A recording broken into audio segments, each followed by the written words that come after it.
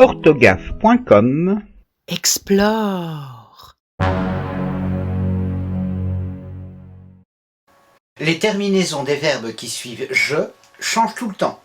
C'est vrai qu'elles sont changeantes. Je chante, je finis.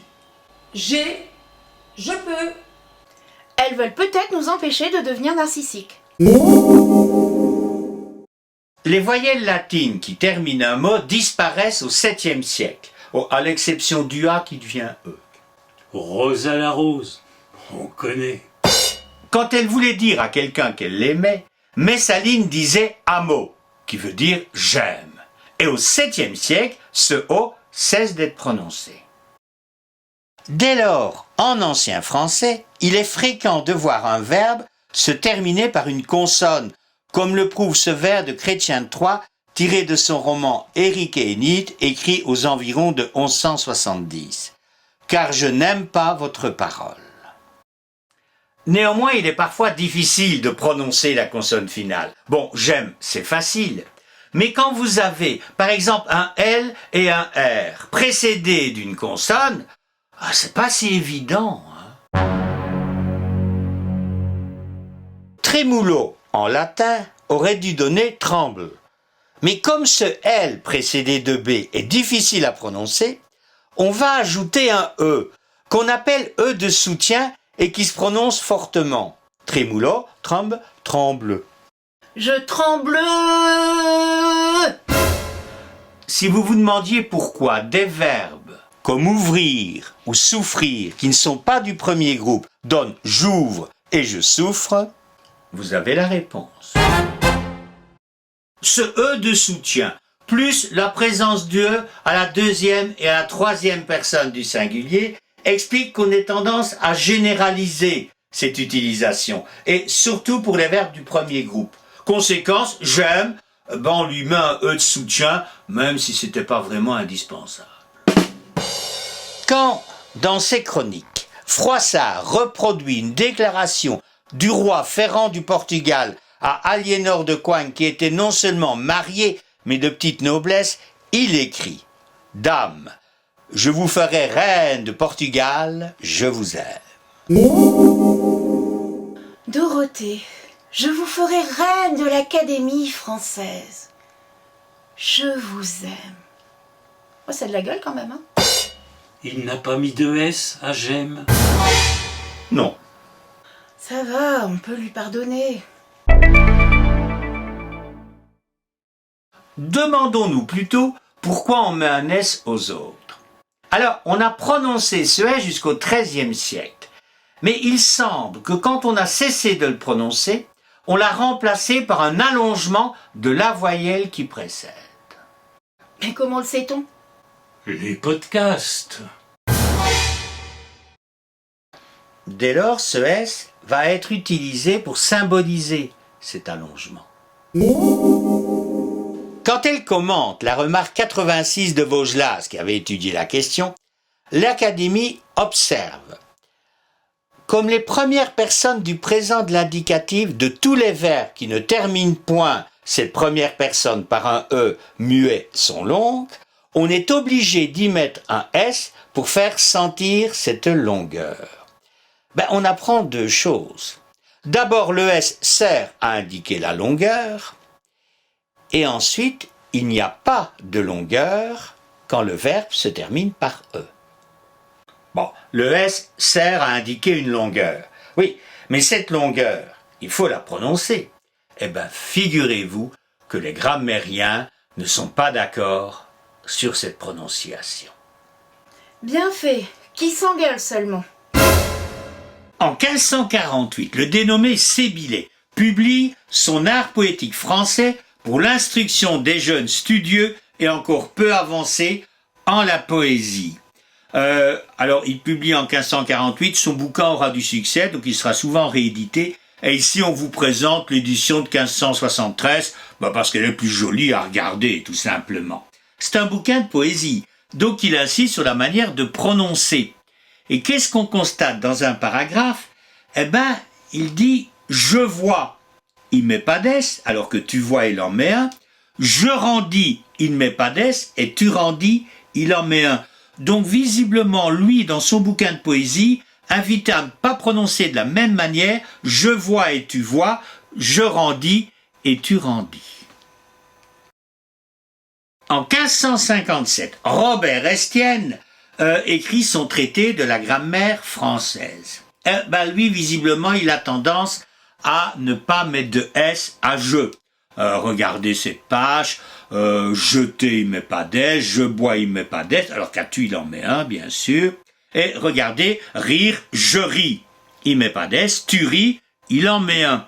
Donc, visiblement, il doit allonger la prononciation du I dans tu ris plutôt que je ris. Doit pas être tout à fait la même prononciation. Oui, néanmoins, alors c'est peut-être une coquille, hein, mais dans ce chapitre sur les verbes, il fait comme tout auteur une introduction. Et dans cette introduction, il écrit « je ris » avec un S. Alors, serait-ce une coquille? C'est pas le genre de Robert. Peut-être une hésitation. 90 ans plus tard, en 1647, Vaugelas publie ses remarques sur la langue française. Alors lui, il prend l'avis opposé. En ce qui concerne la première personne du présent de l'indicatif, il met un S. Je crois, je fais, je dis, je crains, et ainsi des autres. Donc visiblement, lui a tendance à les faire longues et à articuler le je crois comme le tu crois. Néanmoins, un peu plus tard, une vingtaine d'années plus tard, en 1669, Mauconduit écrit son traité de l'orthographe. Alors lui, il hésite. Alors regardez par exemple le verbe écrire, j'écris, il met pas d'S. Et en dessous, je fais, il met pas d'S. Par contre, je dis, il en met un. Donc visiblement, il ne prononce pas j'écris comme je dis. Et d'ailleurs, la preuve qu'il hésite, c'est quand il présente le verbe aller, il nous signale qu'on peut dire je vais ou je vas. À l'époque, on pouvait dire je vas. Sauf que regardez, je vais, il met pas d'S, je vas, il en met un. Visiblement, tout le monde ne prononce pas cette longueur. Si longueur il y a. Enfin, elle progresse quand même. Bon, finalement, l'Académie préfère le S, à l'exception de je sais, qu'on pourra, on n'est pas obligé, écrire sans S pendant tout le XVIIIe siècle. Paradoxalement, le fait qu'on ne prononce plus de longueur facilite la généralisation du S. Il n'y a plus de débat, quoi. Bon, actuellement, nous n'avons plus que deux exceptions. J'ai, il n'y a pas d'S, et le futur. Demain, j'irai au cinéma. Pas d'S non plus. Notez que dans certaines régions, on prononce différemment le futur et le conditionnel. Le futur, on dit j'irai, et le conditionnel, j'irai. Petite longueur qui expliquerait le S. Je peux, c'est un X. Le X de je peux, je veux, je vaux s'explique par une abréviation. Oui, les troubadours disaient je peux, ils écrivaient comme ils parlaient. Mais les juristes du XIIIe siècle, entre autres, avaient tendance à abréger le US en X. Quand ils disaient je peux, ils mettaient PEX, PEX. Enfin, ils disaient pas PEX, évidemment. Quand sur une enveloppe vous voyez BLD, vous dites boulevard, vous dites pas BLD. Donc eux, quand ils voyaient PEX, ils avaient tendance à dire PEUS. Alors plus tard, qu'on a eu moins de problèmes, de papier, qu'on n'avait pas envie de faire des économies. Bon, on a remis le U, mais on a gardé le X auquel on s'était habitué. On critique les gosses parce qu'ils écrivent en SMS, mais vous les obligez à retenir une règle provoquée par un SMS âgé de 800 ans. Moralité.